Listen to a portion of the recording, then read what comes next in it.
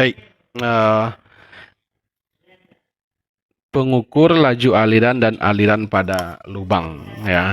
Nah, di sini yang pertama kita kenalkan dulu alat-alat pengukur laju aliran ini apa saja ya. Nah, yang pertama itu yang biasa kita eh, apa yang umum diketahui itu seperti tabung pitot, kemudian venturimeter, kemudian orifice. Nah, orifice inilah yang kita eh, kembangkan nanti contohnya di lapangan ya. Nah, ini adalah lubang aliran kalau orifice. Jadi dari sebuah lubang kita juga bisa mengukur laju aliran. Nah, ini kita anggap ini fluida alirannya kita abaikan. Nah, fluida realnya kita abaikan. Nah, alirannya kita anggap laminer karena nanti kalau turbulen itu sudah ada pengaruh dari tekanan di luar gitu ya. Ada pengaruh dari beban angin atau goncangan gitu kan. Kemudian incompressible dan viskositasnya diabaikan. Artinya kekentalannya itu sama dengan nol. Ya, jadi tidak dianggap fluidanya ini eh, eh, boleh asalkan fluidanya cair gitu ya, asal tidak mesti air atau yang lainnya. Pokoknya kita anggap kita mengabaikan fluida real itu ya. Kemudian prinsip kerjanya kita memperhatikan prinsip kerja fisika di mana peningkatan laju aliran itu menyebabkan penurunan kecepatan ya. Peningkatan laju aliran menyebabkan penurunan kecepatan ya. Nah, itu prinsipnya. Nah, ini yang pertama tabung pitot ya. Yang pertama tabung pitot ini untuk mengukur laju aliran gas biasanya. Misalkan pada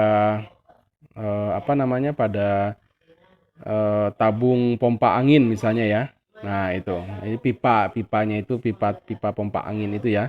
Kemudian dasar perhitungan kecepatan fluida pada tabung pitot didasari dengan tekanan statik. Ya, misalnya gambar ini ya, pada gambar ini. Nah, eh, ini ada eh, dua tabung, satu sumbu. Nah, ini dua itu kan tabung bagian luar dan tabung bagian dalam. Nah, tekanan P3 di sini. Nah, tekanan pada P3 dan P4 ya. Jadi eh, itu berbeda tekanannya antara P3 dan P4 ini tekanannya berbeda karena ketinggian berbeda ya, ketinggiannya berbeda. Nah, begitu juga dengan tekanan pada P2 dan P1. Nah, itu berbeda tekanannya karena beda ketinggiannya. Nah, jadi posisi dari tekanan ini bergantung pada eh, ketinggian dari titik tekanan ini, dari titik-titik yang ini ya. Jadi kalau kalau misalkan P1 di sini dan P2 di sini, P1 di sini, nah itu tekanannya sama ya. Tekanannya sama. Karena ketinggiannya sama. Nah, ada perbedaan tekanan di sini yaitu P3 dikurang P4 ya. Ada perbedaan berapa? Perbedaan ketekanannya berapa tekanan P3, berapa tekanan P4, nah itu nanti dikurang. Itu untuk tabung pitot. Nah, di sini kita lihat eh, kalau misalkan ketinggian diabaikan ya, perbedaan ketinggiannya diabaikan, mungkin posisinya di horizontal kan misalnya, maka P3 itu sama dengan P4 ditambah rho V kuadrat dibagi 2. Nah, itu ya. Kalau ketinggiannya diabaikan. Nah, dengan P adalah tekanan dan V itu kecepatan fluida eh, dari hulu di titik 2 ya. Dari hulu di titik 2. Nah, perbedaan tekanan P3 dan P4 itu besarnya rho V kuadrat per 2 ya. Jadi P pindah ruas gitu ya. Nah, tekanan statik diukur pada bagian ujung yang berlubang dengan jarak tertentu. Jika beda ketinggian antara titik 1 dan 4 diabaikan, nah kita dapat perbedaan tekanannya P3 kurang P4 sama dengan rho. Rho ini bahasa jenis ya, V kuadrat per 2. Nah, itu besar perbedaan ketinggian tekanannya. Dan kecepatan aliran fluidanya nanti tinggal kita ini kan kita sederhanakan secara aljabar. V kuadrat V kuadrat sama dengan 2P3 dikurang P4, 2 kali ya, 2 dikali P3 kurang P4 dibagi rho. Nah, sehingga V sama dengan akar dari 2P3 kurang P4 dibagi rho. Ya. Nah, jadi kecepatan laju alirannya untuk tabung Vitot itu sebesar ini. Ya. Kemudian untuk venturimeter. Venturimeter ini gambarnya seperti ini ya. Jadi di sini ada luas penampang ya, ada luas penampang di sini. Kemudian laju aliran di dalam ini bisa kita hitung. Berapa V1, berapa V2 gitu ya, bisa dihitung nanti. Ini kan juga ada perbedaan dia semacam apa namanya? Ada tabungnya tuh berleher gitu ya. Nah, ini tabung venturimeter namanya. Jadi ini neck-nya ya, ini neck-nya. Kemudian di sini P1 dengan P2 ini berbeda. Beda penampang. Pada penampang yang besar P-nya kecil biasanya gitu ya. Jadi hubungnya kayak gitu. Pada penampang yang kecil pasti tekanannya besar kan gitu ya. Dan pada penampang yang kecil kecepatan biasanya juga berbanding lurus ya. Tekanan besar, kecepatan juga besar. Nah, di sini pada gambar kita lihat bagian yang menyempit. Nah, ini namanya neck-nya ya. Ini namanya neck-nya, bagian yang menyempit ini. Berdasarkan persamaan Bernoulli, nah kalau kita lihat persamaan Bernoulli kan H1 di sini kan sama dengan H2 nih. Ya, ketinggiannya sama gitu ya. Ketinggiannya sama. Kita lihat kita peroleh P1 tambah rho V1 kuadrat per 2 ya. Sama dengan jadi posisi di sini besar tekanan yang di sini itu ternyata sama dengan yang di sini gitu ya. P1 tambah rho V1 kuadrat per 2 sama dengan kalau kita lihat dari persamaan Bernoulli ya, kalau dari hukum Bernoulli kita peroleh hasilnya ini gitu ya, sama. Nah, gitu ya. Nah, kemudian karena V2 dan besar dari V1, nah itu kan karena di sini kan setelah keluar dari penampang yang kecil itu V2-nya itu kan cepat gitu. Nah, dia besar dari V1 ya. Nah, untuk secara persamaan kontinuitas kita bisa menghitung V2 itu kan persamaan kontinuitas A1 V1 sama dengan A2 V2 itu ya. Nah, sehingga V2 bisa kita hitung A1 per A2 dikali V1. Nah, ini kita masukkan, kita substitusikan ke persamaan Bernoulli ini. Ya, kita masukkan nilai V2 di situ ya. Kita masukkan nilai V2-nya ke sini. Nah, kita masukkan ke sini ya. Sehingga kita peroleh P1 dikurang P2. Nah, kita pindah ruas gitu ya, kita pindah ruas. Sama dengan rho P1 kuadrat per 2, nilai V2-nya kita ganti dengan ini ya. A1 kuadrat per A2 kuadrat dikurang 1. Nah, gitu. Dapat perbedaan ketinggian dari perbedaan tekanan di titik 1 dan 2 kita peroleh sebesar perbedaan tekanan di sini dan di sini kita hitung sebesar V1 kuadrat per 2 dikali A1 kuadrat per A2 kuadrat dikurang 1. Ya. Nah, ini yang orifice. Nah, ini yang pada lubang. Untuk sesuai dengan hukum Bernoulli juga gitu ya. Kalau di sini kita lihat titik 1 dan titik 2 ya. Pada titik 1 dan titik 2. Nah, ini orifice ya, ini lubang. Ini nozzle dan ini venturi. Venturi ada lehernya ya, ada neck-nya.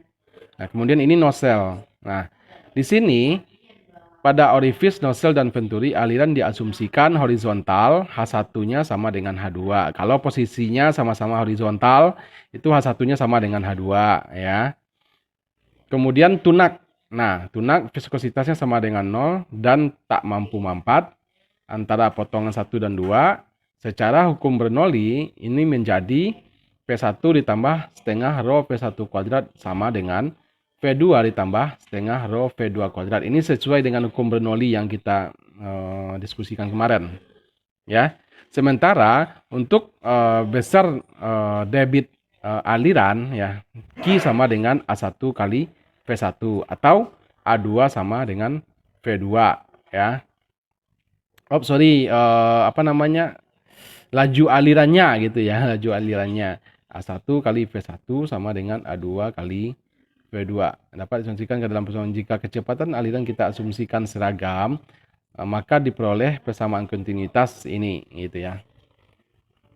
Debit aliran. Kemudian laju aliran teoritis, nah kita hitung dengan persamaan ini. Nah ini kita berikan langsung karena kalau kita uraikan turunannya di sini cukup panjang juga ya, Sehingga jika geometri aliran diketahui, A1 dan A2 misalnya diketahui, kemudian perbedaan tekanan juga diketahui dan sudah terukur. Nah, laju aliran ini bisa kita hitung ya. Ya, nanti kita lihat contohnya nanti. Nah, kemudian ini baru kita coba pada orifis ya. Orifis dan koefisien alirannya apa saja. Nah, ini mungkin nanti pengembangannya ke bendungan gitu ya. Nah, ini contohnya nih. Untuk lubang kecil itu misalnya kebocoran pada sebuah tabung atau sebuah tangki air gitu ya, atau tangki minyak misalnya. Kemudian dalam lingkup yang besar itu seperti peluap pada bendung ya, Nah, bentuknya bisa ada yang segi 4, ada yang segitiga, ataupun lubangnya itu lubang berbentuk lingkaran penampangnya ya. Nah, kemudian untuk lubangnya itu luas permukaan lubangnya ya. Nanti kalau ada koefisien luas misalnya, maka itu kita tinggal mengukur berapa luas permukaan penampang lubangnya itu ya. Nah, ini lubang itu merupakan bukaan pada dinding atau dasar tangki atau tabung misalnya, sehingga fluidanya mengalir keluar lewat lubang itu ya. Nah, ini misalkan ada kebocoran pada tangki ya. Ini tangki air atau tandon air misalnya. Nah, seperti ini. Nah, garis tengah dari lubang ini kalau kita ukur dari permukaan bebasnya ya, permukaan bebas fluidanya itu merupakan ketinggian dari alirannya ya, Nah, di sini juga kita akan menghitung berapa jauh awal aliran fluidanya itu keluar sampai dia tempat mendaratnya aliran tersebut itu merupakan jarak alirnya gitu ya. Jarak kejauhan laju alirnya gitu ya. Itu X0. Kemudian ketinggian laju alirnya itu adalah Y0 ya, Y0. Ini ada titik 1 itu permukaan bebasnya, titik 2 itu lubangnya, titik 3 jarak atau kejauhan dari mendaratnya laju aliran tersebut. Nah, bentuk sisi tepi lubang, sisi tepinya bisa yang itu bentuk lubangnya itu sebenarnya ya ada lingkaran ya, berupa siku. Nah, siku kalau lingkaran dia bulat gitu ya, bulat. Kalau siku dia datar ya. Nah, pada lubang yang bertepi siku terjadi kontraksi. Nah, jadi ada sedikit tekanan dari jet fluida itu yang ini ya, yang kejauhan dari dari laju alirnya itu ya. Itu namanya jet fluidanya. Jadi terjadi kontraksi jet fluida di bagian hilir. Ya, di bagian hilir di sini ya. di bagian hilir di sini. Kemudian hilir lubang sepanjang setengah kali diameter lubang. Nah, kemudian bagian aliran yang datang menuju dinding tidak dapat membelok 90% pada dinding, sehingga menyebabkan adanya kecepatan radial yang mempersempit luas jet. Nah, jadi kita lihat nanti bentuk dari apanya itu jetnya itu ya. Nah, pada penampang orifis, garis-garis aliran sejajar di sepanjang aliran. Nah, jadi ini ya, garis-garis alirannya di sini. Nanti kita lihat nanti kalau kita zoom ya. Dan tekanannya adalah tekanan atmosfer karena berada di luar tangki. Nah, tekanan yang di sini nanti itu tekanannya P0 atau PATM ya, tekanan atmosfer. Nah, di sini. Misalkan garis pinggirnya itu, garis pinggir lubangnya itu berbentuk siku. Nah, ini ya. Ini berbentuk siku. Kalau dia bulat biasanya kan gini gitu ya. Apa namanya? Ya dibulatkan bentuknya di sini. Nah, kalau berbentuk siku ada kontraksi di sini nih. Nah, di sini ada kontraksi. Ya. Dan tadi dikatakan bagian aliran yang datang menuju dinding. Nah, ini bagian alir yang datang menuju dinding. Ini ya, yang di sini. Jadi dia tidak bisa sebesar ini gitu. Jadi dia mengecil gitu ya. Dia mengecil. Jetnya itu mengecil. Ya. Tidak dapat membelok 90%. Jadi dia ada kelengkungannya, tidak dapat membelok 90% pada dinding, sehingga menyebabkan adanya kecepatan radial yang mempersempit luas jet. Nah, jadi dia mempersempit luas jet. Ini jetnya gitu ya. Ini yang keluar di sini itu kita namakan dengan jet. Nah, kita lihat di sini. Secara umum penyebutan orifis digunakan untuk aliran yang berbentuk tajam. Nah, jadi kalau penampangnya siku, pinggirnya ya, penampang lubangnya, pinggir dari lubangnya itu siku. Nah, itu yang kita sebut dengan orifis ya. Nah, jika aliran keluar melalui penampang datar atau bersiku, maka diameter jet DJ. Nah, ini diameter jetnya ya. Kita lihat di sini.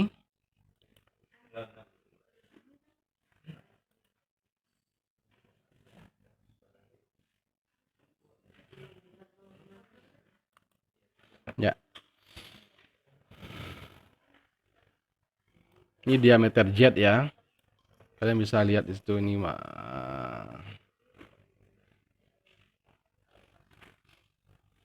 Ini kurang jelas gambarnya ya. Diameter jetnya DJ ya. DJ. Nah, ini diameter jet kecil dibandingkan diameter lubang. Nah, ini yang diameter lubang. Ya. Ini diameter lubang itu lebih kecil, diameter jetnya lebih kecil dari diameter lubangnya. Nah, kemudian penampang jet yang kecil ini disebut dengan penampang dengan penyempitan maksimum. Nah, yang dikenal dengan vena contracta atau ven contracta. Ya. Nah, penyempitan maksimum itu adalah vena contracta. Nanti juga dihitung vena contractanya juga nanti dihitung juga gitu ya. Tekanan H ya, tekanan H pada gambar ini ya. Ini tekanan di sini, ini kita lihat. Nah, ketinggian itu ya. Kemudian diukur dari garis tengah aliran pada penampang. Nah, besar tekanan yang di sini gitu ya. Besar tekanan yang di sini. Nah, diukur ketinggiannya itu diukur dari garis tengah alirannya sampai ke permukaan ya, sampai ke permukaan di sini. Gitu ya. Permukaan bebasnya ya. Nah, tekanan tertinggi terjadi pada titik 2. Nah, tekanan tertinggi di sini nih, terjadi pada sini gitu ya. Kemudian dan tekanan terendah pada P1 dan P3. Di sini tekanannya rendah, di sini tekanannya rendah karena sudah habis keluar di sini ya. Jadi sudah kehilangan energi. Sejak keluar dari 2 sampai ke 3 dia kehilangan energi. Kalau di sini kan hanya tidak berpengaruh ya, belum berpengaruh sehingga dia tekanannya juga kecil. Bahkan 0 gitu ya, bahkan 0. Nah, yang ada pada bagian tepi di luar jet. Nah, tekanan konstan tidak berlaku pada dinding keluar dan kecepatan diasumsikan seragam pada vena kontraktanya, ya, yaitu pada potongan AA. Nah, ini di sini ada vena kontrakta namanya. Nah, ini ada vena kontrakta jika DJ itu kecil dari DH-nya. Nah, ada vena ada penyempitan maksimum di sini ya, penyempitan maksimum. Mula-mula di sini ya. Jadi di sini yang penyempitan besarnya itu kan di sini. Ya. Nah, ini vena kontraktanya. Ya, ini vena kontrakta, kita lihat di sini. Kondisi vena kontrakta adalah fungsi geometri saluran keluar. Gambar di samping adalah konfigurasi dari vena kontrakta. Dengan koefisien kontraksi, nah cc, jadi kondisi vena kontrakta itu kita tandai dengan adanya koefisien kontraksinya. Ya, besarnya berapa? Besarnya koefisien kontraksi cc ya, itu besar dari jet luas penampang jetnya berbanding dengan luas penampang lubangnya, ya, DH-nya ya. Luas penampang ini dibagi dengan luas penampang lubang ini. Ya, nanti kita hitung, ya. Nah, besarnya cc itu atau dj per dh diameter jet dibagi diameter h dikuadratkan, ya. Nah, ini besarnya koefisien kontraksi ini tergantung dari bentuk lubangnya. Kalau lubangnya tangkinya, dinding tangkinya ini menerus gitu ya, menerus seperti ini. Atau lubangnya itu diberikan pipa di pinggirnya keluar, nah itu juga berbeda gitu ya. Kalau ini bersiku, jadi terjadi penyempitan ya. Ini terjadi penyempitan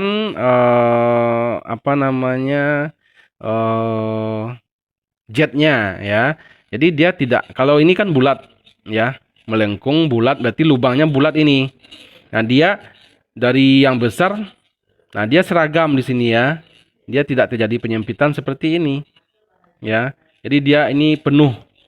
Ya. Kemudian ada yang bentuk lubangnya seperti ini. Nah, ini juga sama. Ini tapi mulai dari sini ya, dari sini. Jadi bukan di sini ya. Bukan di sini tapi di sini terjadi penyempitannya ya. Pengecilan diameter jet penampang jetnya. Nah, untuk yang lubangnya seperti ini, itu koefisien kontraksinya 1. Ya. Untuk yang modelnya gini itu 0,5 dan yang ini 0,1. Ya.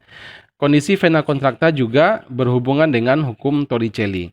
Menurut hukum Torricelli, jika diameter penampang lubang atau lubang kebocorannya sangat kecil dari diameter tangki, maka laju aliran yang keluar lubang sama dengan laju aliran yang jatuh dari ketinggian H. Nah, jadi laju aliran yang keluar dari lubang. Jadi kalau laju aliran yang di sini, ya, Q yang di sini itu sama dengan besar laju aliran yang jatuh ini gitu, ya. Jadi mulai dari sini dia sama laju alirannya sama sampai ke sini juga sama gitu ya, sampai ke 3. Oke. Kemudian laju aliran teoritis dan aktual. Nah, pada lubang ya, pada lubang. Jadi kalau di sini posisinya lubangnya di sini, berarti di sini kita hitung dari garis tengah lubangnya sampai ke sini itu kita asumsikan misalnya H1. Nah, dari sini sampai ke jatuh ujung jatuh alirannya itu H2. Nah, dan kejauhannya itu X ya. Ya. Kemudian kita lihat jarak permukaan air dari garis tengah vena kontrakta ini ya sampai ke permukaan bebasnya itu H1. Nah, dari titik 1 katakan di sini titik 1 pada permukaan bebas, titik 2 garis tengah orifice di sini 2 ya. Ini titik 1. Kemudian dapat diterapkan persamaan Bernoulli. Nah, kalau ini ke sini kita pakai hukum Bernoulli. Nah, kalau dari sini ke titik 3 misalnya itu hukum Torricelli ya dan hukum Bernoulli. Nah, karena apa namanya, tekanan di sini kita anggap dari apa, berdasarkan hukum Bernoulli ya, itu apa namanya, tekanan yang di sebelah kiri dengan sebelah kanan itu kan sama gitu ya, sama. Nah, ketinggian yang di sini itu kita anggap dia 0 ya. Kita tidak memperhitungkan ketinggian yang di sini. Yang kita perhitungkan hanya H1 di sini ya. Kemudian 0 tambah 0 tambah rho GH1. Di sini kecepatannya ternyata di H2 ini kita perhitungkan ya. Di H2 ini kita perhitungkan ya. Itu nilainya setengah rho V2 kuadrat. Dan ketinggian di sini nah, itu adalah 0 yang di sini ya, di sini. Kemudian dan laju aliran yang keluar kita hitung dengan V2. Jadi kita sederhanakan ini dapat V2-nya sama dengan akar 2 GH1. Nah, itu yang VT atau kecepatan teoritis. Jadi kalau dalam perhitungan kita cukup pakai rumus yang ini saja ya. Kalau untuk aktual, nah misalnya kalau kalian merancang nanti, kalau kita merancang ada koefisien kecepatan yang kita perhitungkan. Nah, jadi kita kalikan dengan koefisien kecepatannya. Nilai koefisien kecepatan itu sama dengan VT ditambah VA. Jadi teoritisnya, kecepatan teoritis yang sudah kita hitung itu dibagi VA ya, dibagi dengan VA, V aktual, itu besarnya. Atau biasanya kalau kita merancang kan CV ini nanti ada ketentuannya ya, ada nilainya. Kemudian debit aktualnya QA itu debit aktual VA kali AJ. AJ itu luas jetnya ya, luas penampang dari jetnya. VA itu kecepatan aktual meter per sekon, AJ luas penampang jet meter kuadrat, dan AJ-nya itu koefisien kontraktanya dikali dengan luas penampang dari lubangnya. Nah, jadi ada beberapa koefisien yang kita pertimbangkan sebagai faktor pengali ya. Itu di mana Q aktual atau debit aktualnya itu sama dengan CC dikali CV dikali AH dikali 2GH1 ya, kali 2GH1. Nah, CD itu koefisien debit alirannya ya. CD koefisien debit aliran. Nah, CC dikali CV itu sama dengan CD. Jadi CC dikali CV itu sama dengan CD. CD itu koefisien debit alirannya. Nah, ini nanti diberikan nilainya nanti ya. Diberikan nilai. Kalaupun tidak ada, kalau ini diketahui bisa kita kalikan dapat CD. Ya. Sehingga QA itu atau debit alir aktual itu CD kali AH dikali akar 2 GH1. Nah, sehingga jarak horizontal tadi, jarak X ini bisa dihitung dengan X sama dengan 2 akar H1 kali H2. Ya, nanti kalau misalkan ditanyakan berapa jarak kejauhan alirnya itu gitu ya, jarak jatuh alirnya. Nah, itu bisa kita hitung dengan X sama dengan 2 akar H1 kali H2. Nah, ini contohnya, ini contoh sederhana ya. Ini sebuah tangki air di atas sebuah menara ya. Itu ketinggian H1-nya 1,8. H2-nya jaraknya dari permukaan tanah tempat berdirinya itu 5 meter. Nah, G-nya kita asumsikan 10 meter per sekon kuadrat saja biar mudah perhitungannya gitu ya. Tentukan kecepatan air keluar. Jadi VT-nya ya atau VA-nya, V aktual dari bagian yang bocor dan jarak maksimum jatuhnya air sampai tanah dari titik P. Gitu ya. Jadi dari titik dari titik ini P-nya ya. Ini P-nya lebih dekat. Nah, ininya berapa nih X-nya? Ya, ini X-nya berapa? Nah, itu yang ditanyakan. Nah, VA kita hitung sesuai dengan rumus 2G akar 2GH1 ya. Ini. Nah, kita hitung dengan ini. 2GH1. Kemudian kita dapat 2, G-nya 10, ya. H1-nya tadi 1,8 meter kita kalikan. Kita dapat 6 meter per sekon. 6 meter per sekon. Kemudian X-nya kita hitung dengan ini, jaraknya tadi ya. 2 akar H1 kali H2. Ya, kita dapat nilainya 6 meter. Jadi jarak X-nya ini, jarak jatuhnya itu 6 meter dari titik A ya. Nah, jadi gampang.